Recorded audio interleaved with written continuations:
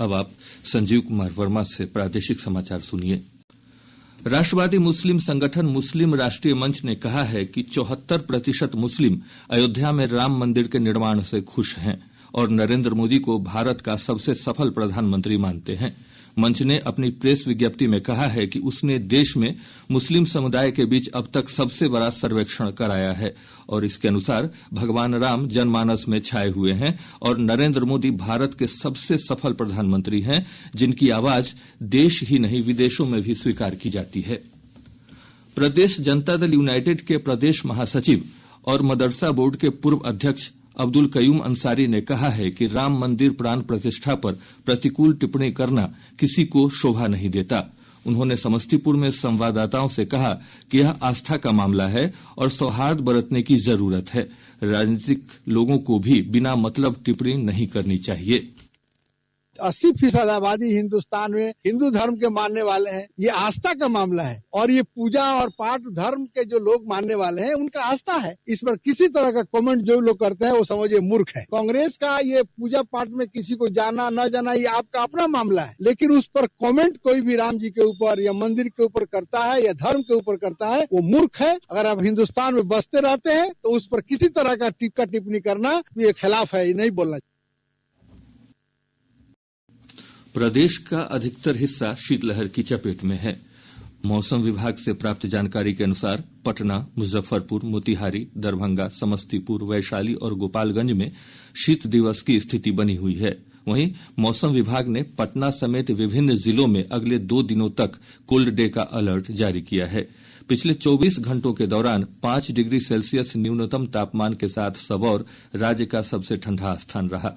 वहीं अररिया जिले के फारबिसगंज में 7 डिग्री सेल्सियस जबकि भागलपुर में न्यूनतम तापमान 6.5 डिग्री सेल्सियस रिकॉर्ड किया गया। मौसम विज्ञान केंद्र पटना के वैज्ञानिक कुमार गौरव ने बताया कि अगले कुछ दिनों तक मौसम के रुख में कोई विशेष परिवर्तन नहीं होगा। इसके बाद क्रमिक रूप से न्यूनतम तापमान में बढ़ोतरी होगी। सुबह के समय कुहासा छाये रहने का पूर्वानुमान है। अगले 24 घंटों के दौरान राज्य का मौसम शुष्क बना रहेगा। भीषण शीत दिवस राज्य के उत्तर, दक्षिण पश्चिम एवं दक्षिण मध्य भाग के 1 या 2 स्थानों में, जबकि शीत दिवस शेष भाग के 1 या 2 स्थानों में होने की संभावना है। घना कुहासा राज्य के 1 या 2 स्थानों में सुबह के समय छाये रहने का पूर्वानुमान है। अगले 3 दिनों के दौरान राज्य के न्यूनतम तापमान में 2 से 3 डिग्री सेल्सियस की वृद्धि होने का पूर्वानुमान है। इधर घने कोहरे के चलते दृश्यता कम होने से सड़क, रेल और हवाई यातायात प्रभावित हुआ है। लंबी दूरी की कई रेलगाड़ियां अपने निर्धारित समय से घंटों विलंब से चल रही हैं। पटना और दरभंगा हवाई अड्डे से कई नियमित उड़ानें रद्द कर दी गई हैं। सिख धर्म के 10वें गुरु गोविंद सिंह जी महाराज का 357वां प्रकाश पर्व कल से शुरू हो रहा है। इसका समापन 17 जनवरी को होगा। प्रकाश पर्व में शामिल होने के लिए देश विदेश से श्रद्धालु पटना सिटी स्थित तख्त श्री हरिमंदिर साहिब पहुंच रहे हैं। पटना के जिलाधिकारी डॉक्टर चंद्रशेखर सिंह ने बताया कि इस दौरान सुरक्षा के कड़े इंतजाम रहेंगे। भीड़ प्रबंधन के लिए विशेष व्यवस्था की गई है। जिलाधिकारी ने कहा है कि कंगन घाट पर भी विशेष टेंट सिटी बनाई गई है। वहां भी प्रशासन की ओर से श्रद्धालुओं के लिए इंतजाम किए गए हैं। पटना साहिब हम लोग जानते हैं कि उनका जन्मस्थल रहा है, इसलिए बड़ी संख्या में संगत देश विदेश से यहाँ पर आते हैं। तो उनकी सुरक्षा के लिए और उनकी सुविधा के लिए बड़े पैमाने पर तैयारी हम लोग करते हैं। प्रशासन की तरफ से मुख्य रूप से सुरक्षा के लिए दंडाधिकारी और पुलिस बल की प्रतिनियुक्ति की गई है और यातायात प्रबंधन के लिए भी बड़ी संख्या में प्रतिनियुक्ति की गई है। उसका भी हम लोगों ने आज डिस्कशन किया है। इसके अलावा जितने हमारे आवासन स्थल हैं वहाँ पर भी सुरक्षा व्यवस्था, चिकित्सा व्यवस्था, पेयजल, शौचालय इत्यादि की उपलब्धता का भी हम लोगों ने अभी देखा है और वहाँ पर हमारा स्वास्थ्य केंद्र भी रहेगा। मेडिकल टीम भी वहाँ पर प्रतिनियुक्त रहेगी। चूंकि ठंड का समय है, बहुत ज्यादा ठंड है, तो उसको देखते हुए सभी जगह पर रहेगी और पूरे कार्यक्रम की हम लोग सीसीटीवी कैमरों से भी निगरानी करेंगे और उद्देश्य यही है कि किसी प्रकार की असुविधा किसी को नहीं हो। मकर संक्रांति का त्योहार प्रदेश में कल मनाया जाएगा। इस अवसर पर कल सुबह लोग विभिन्न नदियों, पोखरों और जलकुंडों में स्नान के बाद दान पुण्य करेंगे। इधर मकर संक्रांति को लेकर आज बाजारों में काफी रौनक देखी जा रही है। लोग सुबह से ही चूड़ा, गुड़, लाई, तिलकुट, दही और अन्य सामग्रियों की खरीदारी कर रहे हैं। राज्यपाल राजेंद्र विश्वनाथ आर्लेकर और मुख्यमंत्री नीतीश कुमार ने लोगों को मकर संक्रांति की शुभकामनाएं दी हैं। नालंदा जिले में राजगीर का प्रसिद्ध मकर मेला आज से शुरू हो गया है। 21 जनवरी तक चलने वाले इस मेले में कई सांस्कृतिक कार्यक्रम और खेल प्रतियोगिताएं आयोजित की जा रही हैं। राजकीय मेले का उद्घाटन ग्रामीण विकास मंत्री श्रवण कुमार ने किया। इधर बांका जिले में मकर संक्रांति के अवसर पर होने वाला प्रसिद्ध मंदार महोत्सव सह बौंसी मेले का उद्घाटन आपदा प्रबंधन मंत्री शाहनवाज आलम ने किया। यह मेला 1 महीने तक आयोजित किया जाएगा। इस दौरान कई सांस्कृतिक कार्यक्रम आयोजित किए जाएंगे। पटना के मोइनुल हक स्टेडियम में खेले जा रहे रणजी क्रिकेट के मुकाबले में बिहार ने तीसरे दिन का खेल समाप्त होने पर अपनी दूसरी पारी में छत्तीसगढ़ के खिलाफ 3 विकेट खोकर 144 रन बना लिए हैं। बिहार की टीम अभी भी छत्तीसगढ़ से 77 रन पीछे है। दूसरी पारी में बिहार की ओर से बल्लेबाज एस निगरोध ने 60 रन की पारी खेली, जबकि बाबुल कुमार ने 52 रन बनाए। मेजबान टीम की ओर से आकाश राज और सकीबुल गनी क्रीज पर जमे हुए हैं। इससे पहले मेहमान टीम छत्तीसगढ़ ने 2 विकेट पर 329 रन बनाकर अपनी पहली पारी घोषित कर दी। छत्तीसगढ़ की ओर से बल्लेबाज आशुतोष सिंह ने नाबाद 134 रन बनाए। वहीं ऋषभ तिवारी ने 237 गेंदों पर 137 रनों की पारी खेली। बिहार ने अपनी पहली पारी में 108 रन बनाए थे। प्रधानमंत्री नरेंद्र मोदी ने आज कहा कि मोटे अनाजों को बढ़ावा देने से छोटे किसानों और देश के युवा उद्यमियों को फायदा हो रहा है। उन्होंने कहा है कि कृषि अन्न के उत्पादन से जुड़े 3 करोड़ से अधिक किसानों को सीधा लाभ हो रहा है।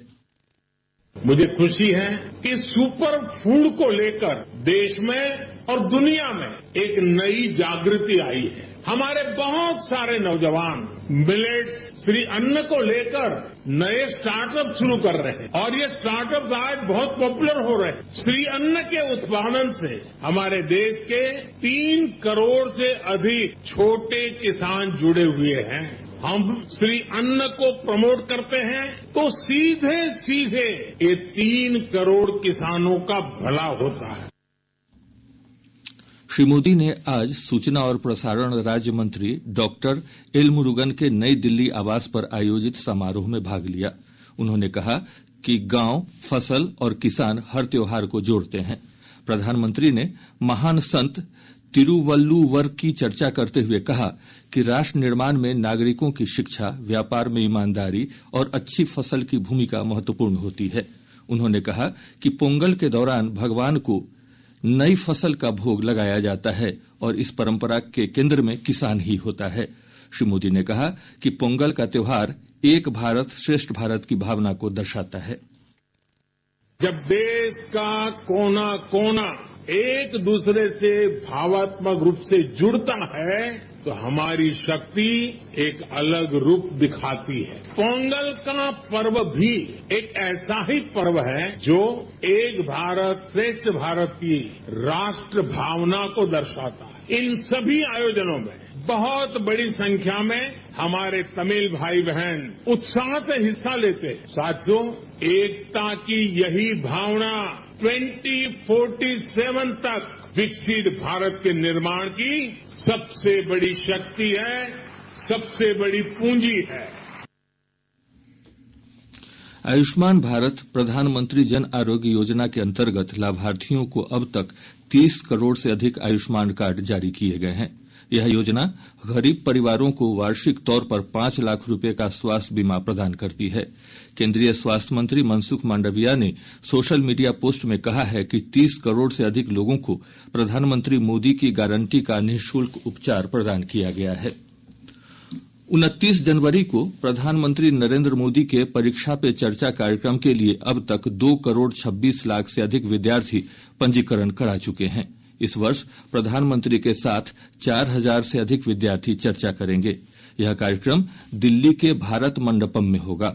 परीक्षा पे चर्चा कार्यक्रम में श्री मोदी परीक्षा के तनाव से मुक्त होने और विद्यालय के बाद जीवन पर देश विदेश के छात्रों, अभिभावकों और शिक्षकों के साथ चर्चा करते हैं।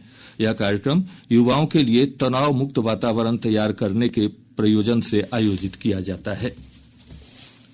अयोध्या में रामलला विराजमान की प्राण प्रतिष्ठा में अब केवल 9 दिन शेष हैं। प्रधानमंत्री के आह्वान पर देश भर में लोग अपने नजदीकी मंदिरों और धार्मिक स्थलों पर स्वच्छता अभियान में शामिल हुए। भारतीय जनता पार्टी आज से देश के सभी मंदिरों और धार्मिक स्थलों पर स्वच्छता अभियान चला रही है। पार्टी अध्यक्ष जगत प्रसाद नड्डा ने आज नई दिल्ली में गुरु रविदास मंदिर में स्वच्छता अभियान में भाग लिया। उन्होंने कहा कि 22 जनवरी को पार्टी के नेता और कार्यकर्ता अपने अपने घरों में राम ज्योति प्रज्वलित कर भगवान राम की पूजा अर्चना करेंगे। बिहार में पार्टी के प्रदेश अध्यक्ष सम्राट चौधरी ने पटना में खाजपुरा मंदिर परिसर में सफाई की। वहीं पार्टी के वरिष्ठ नेता और विधानसभा के पूर्व अध्यक्ष विजय कुमार सिन्हा आज पटन देवी मंदिर में स्वच्छता अभियान में शामिल हुए।